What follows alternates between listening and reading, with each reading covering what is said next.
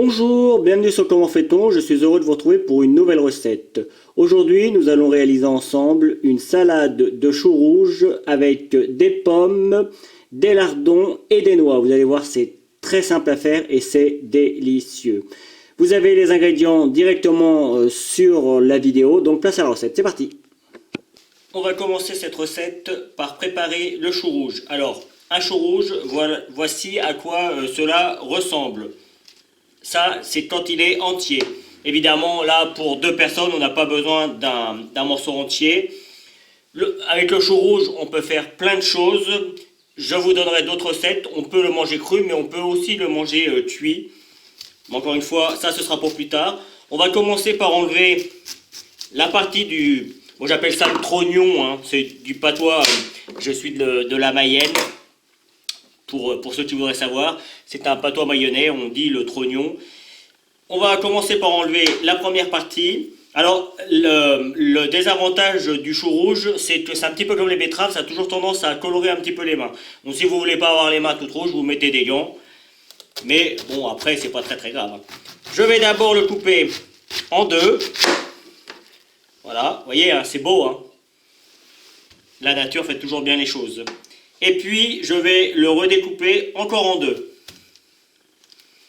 Hop. Et ça, ce sera pour, allez, une personne si vous êtes un gros mangeur, deux personnes, vous voyez, la moitié, deux personnes si vous êtes des petits mangeurs ou pour les enfants. Je vais bien le laver, l'égoutter, et puis après, je vous montre comment je le découpe.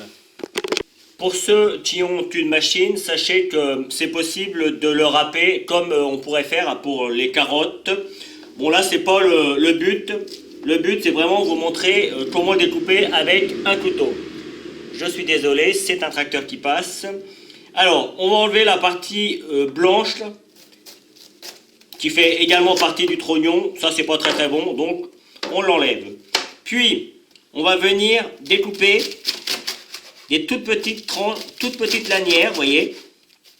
On pourra redécouper par la suite, d'ailleurs, si elles sont un petit peu trop grosses. Vous voyez, si vous voulez les redécouper, hop, on les redécoupe en deux après.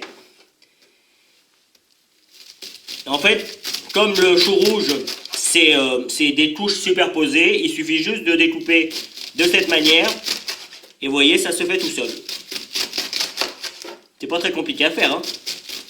Ça demande un petit peu de temps. Mais c'est pas compliqué à faire. Alors moi j'aime pas quand c'est trop long comme ça. Donc une fois que j'ai découpé une première partie, je les redécoupe une deuxième fois. Voilà, et on a quelque chose de joli. On pourrait même penser de les redécouper encore une quatrième fois. Et là, là c'est bien. Là le chou rouge, ça se présente comme ça, c'est parfait. Donc on fait comme ça avec tout notre chou rouge et on se retrouve pour la suite. Une fois que vous avez découpé votre chou rouge, vous voyez, hein, ça donne, il y a quand même une quantité assez importante, hein, malgré le quart de chou rouge. Hein. On va rajouter une petite pincée de sel, du gros sel de préférence. Personnellement, moi, j'enlèverai le jus. Je ne vais pas ressaler, peut-être même que je goûterai avant, mais si c'est un petit peu trop salé, je leur donnerai un petit coup d'eau, je les égouttrai. Et je vais rajouter un petit peu de citron. Comme on va avoir besoin de citron encore pour les pommes, mais ça ce sera pour tout à l'heure. Hop, voilà.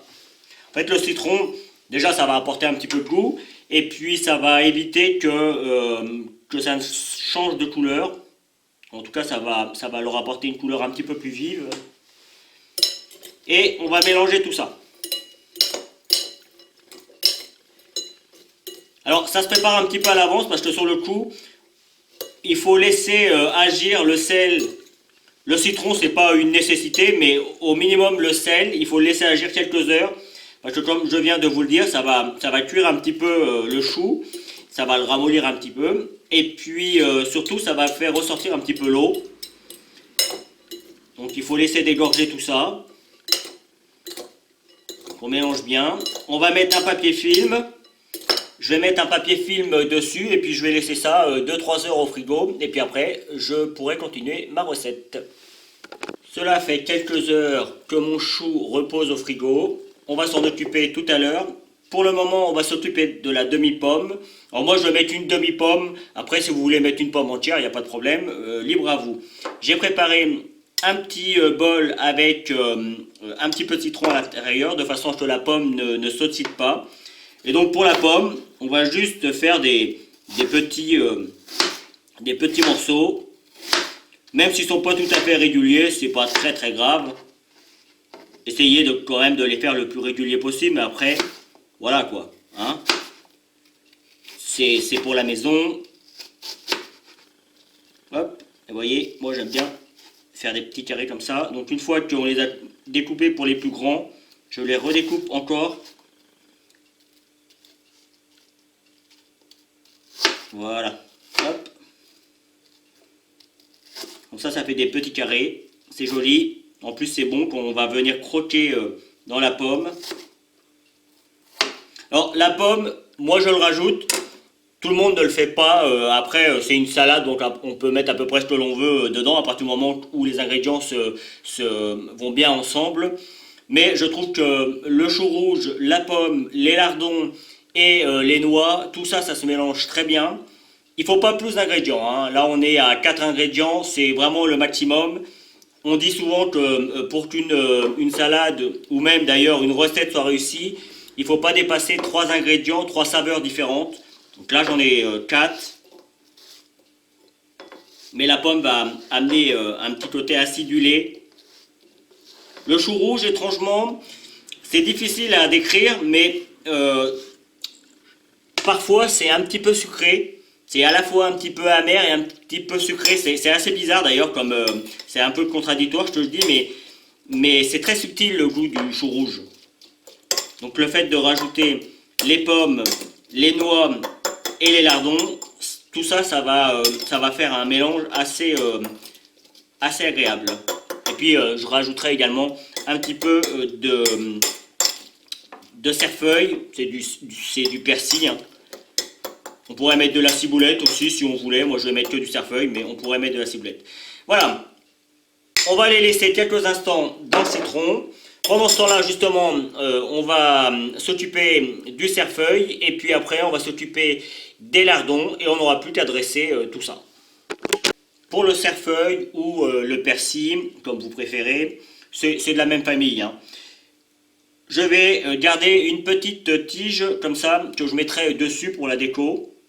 Et le reste, vous voyez, j'ai une bonne poignée. Hein. Le reste, je vais le prendre et je vais le tasser un petit peu. Vous voyez, hop. Et vous allez voir, en faisant cette manière, hop, je reprends mon couteau. Et il ne nous reste plus qu'à le découper. Et on a des tout petits morceaux. Pas besoin de le hacher finement, ça se fait tout seul. Alors ça marche avec le persil classique. La ciboulette, si vous en mettez, bah, vous la découpez en tout petits morceaux. Voilà, hop, ça c'est pareil. On va laisser ça de côté et on mélangera ça avec notre chou. On peut en mettre un petit peu plus. Moi, déjà, il y aura celle-là en haut pour la déco, donc ça on amènera pas mal. Mais faut pas en mettre de trop parce que sinon ça dénature un petit peu le reste. Donc une petite poignée c'est suffisant. Il y a quoi? Il y a 10 grammes quoi. Hein. C'est difficile à dire comme ça parce que c'est assez léger. En ce qui concerne les lardons, on va juste les prendre et les faire revenir. On va les faire suinter un petit peu. On va enlever un petit peu de graisse. Alors sachez que c'est une salade qui peut se manger froide, complètement froide. Ça posera pas de problème. Même les lardons à froid, c'est pas mauvais. Moi, je préfère, je vais être très honnête, j'aime bien quand les lardons sont encore un petit peu tièdes. Ça fait un petit mélange. Voilà. Après, c'est une question de goût. Mais sachez que si vous en reste, vous pouvez le garder pour le lendemain. Pas plus de 2 jours. Hein. Avec tous les aliments, 2 jours dans le frigo, c'est pas mal. Sauf si c'est de la viande et qui est cuite, on peut aller jusqu'à 3 jours. Mais franchement, prenez cette habitude, 2 jours, bien filmé, bien au froid. Et de cette manière, vous n'aurez jamais de problème. Au-delà, moi je suis pas... Je sais qu'il y en a certains qui gardent des choses parfois plusieurs jours de suite. Moi je trouve pas que ce soit très bien, mais bon voilà, après, chacun fait comme il le sent. C'est juste une indication. Après, si vous avez que des légumes, si vous n'avez que des carottes râpées par exemple, ou vous n'avez pas mis de vinaigrette, dans ce cas-là, vous pouvez les garder un petit peu plus longtemps. Hop, ça sauter un petit peu, hop, on va le remettre. Donc là, le but, ça va être de les cuire pendant 3-4 minutes. Pendant ce temps-là, on va pouvoir commencer à faire le montage. Plutôt que de montage, dans un premier temps, je devrais plutôt dire qu'on va mélanger les ingrédients ensemble. Donc je reprends mon chou, voyez, je vérifie s'il n'y a pas trop d'eau avec le sel, hein, comme je vous l'ai dit précédemment. Là ça va, c'est bien. Donc du coup, je ne vais pas remettre de sel. En revanche, je vais prendre un petit peu de poivre. On va assaisonner quand même un petit peu. Hop, une petite pincée. Moi j'aime bien quand c'est bien assaisonné, donc j'y vais. On donne un petit coup de mélange. On va rajouter hop, le cerfeuil. Et tout de suite ça donne de la couleur, c'est joli. Alors, gardez toujours un petit bout pour la déco. Et puis pour remettre, quand vous faites des assiettes, vous en mettez un petit peu partout. Idem pour les pommes. On met la majorité, on évite que la fourchette ne tombe. On met la majorité, mais on garde quand même quelques petits morceaux. De cette manière, quand on va dresser, on va pouvoir mettre quelques petits morceaux qui resteront. Je vais également rajouter mes noix. Pareil pour les noix, j'en garde quelques-unes. Je disais que c'était pour une personne. On est bien sur 2 personnes. Hein. Et on va mettre également... On va mettre tout de suite l'huile et le vinaigre. Donc là, on pèse pas, on y va. Je vais mettre 2 cuillères à soupe. Après, l'huile et le vinaigre, c'est une question de goût. Hein. Donc moi, je mets 2 cuillères à soupe d'huile de colza. De la bio, hein, de préférence, c'est mieux. Après, chacun fait également comme il veut sur ce coup-là. Et je vais mettre 1 cuillère à soupe de vinaigre de cidre, que l'on peut remplacer par du vinaigre de vin rouge. Hein. Moi, c'est du vinaigre de cidre qu'on me donne, qui est fait à l'ancienne, donc je peux vous garantir que c'est très très bon. Hop, voilà. Et puis maintenant, il ne nous reste plus qu'à mélanger tout ça. Et j'aurais peut-être dû prendre un plat un petit peu plus grand. Alors vous allez voir, les pommes vont prendre une couleur, vont prendre la couleur du céleri, du chou. C'est tout à fait normal. C'est pour ça que c'est bien d'en garder quelques-unes, de façon à retrouver un petit peu de couleur quand on va dresser l'assiette. Voilà. Hop. Il ne nous restera plus qu'à rajouter les lardons, à remélanger un petit coup, et ce coup-ci, on pourra dresser. Mes lardons sont cuits. Alors moi j'aime bien quand ils sont bien cuits. Encore une fois, c'est une question de goût. Alors quand je dis bien cuit, c'est 4-5 minutes, hein, ça suffit. Surtout quand c'est des petits lardons comme ça. Si vous achetez de la poitrine de porc et que vous faites vous-même vos lardons qui sont un petit peu plus gros, vous les laissez cuire un petit peu plus longtemps. Alors pour les lardons, eh bien même principe. Alors je les ai goûtés un petit peu, hein. Vous voyez, il reste encore un tout petit peu de graisse. J'essaie de ne pas la mettre. Il ne faut pas que ce soit trop gras. Je vais en garder un tout petit peu également pour mon décor. Hop. Et puis voilà, on recommence, on remélange une dernière fois. Et puis après, on passera au montage. Allez, place au montage. Hop. On prend 2 cuillères, c'est plus facile. Le chou rouge, c'est toujours un petit peu compliqué à prendre. On vient le mettre au milieu. On fait en sorte de prendre tout ce dont on a besoin.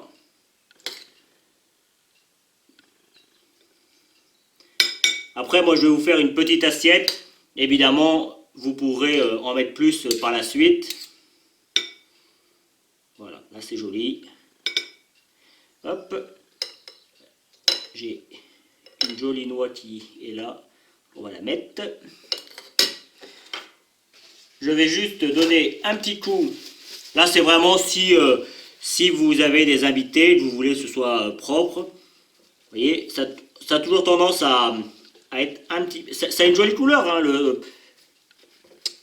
je veux toujours dire le chou. Hein, je pars sur le céleri, je sais pas pourquoi j'ai le céleri dans la tête. Ça a une jolie couleur, le chou rouge. Hop. Je vais venir remettre quelques pommes qui me restent sur le dessus et sur les côtés. Et c'est pour ça, ça va apporter un petit peu de couleur autre que la couleur rouge. Ça va être joli. Hop, les lacets. Les quelques noix.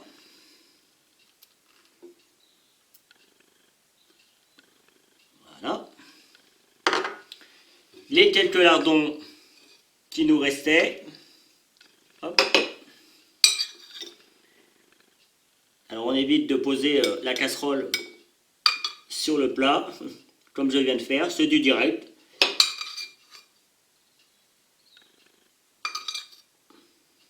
Un petit peu sur les côtés, voilà, hop, hop. Voilà. Je vais redonner un petit coup, puisque j'ai fait des bêtises.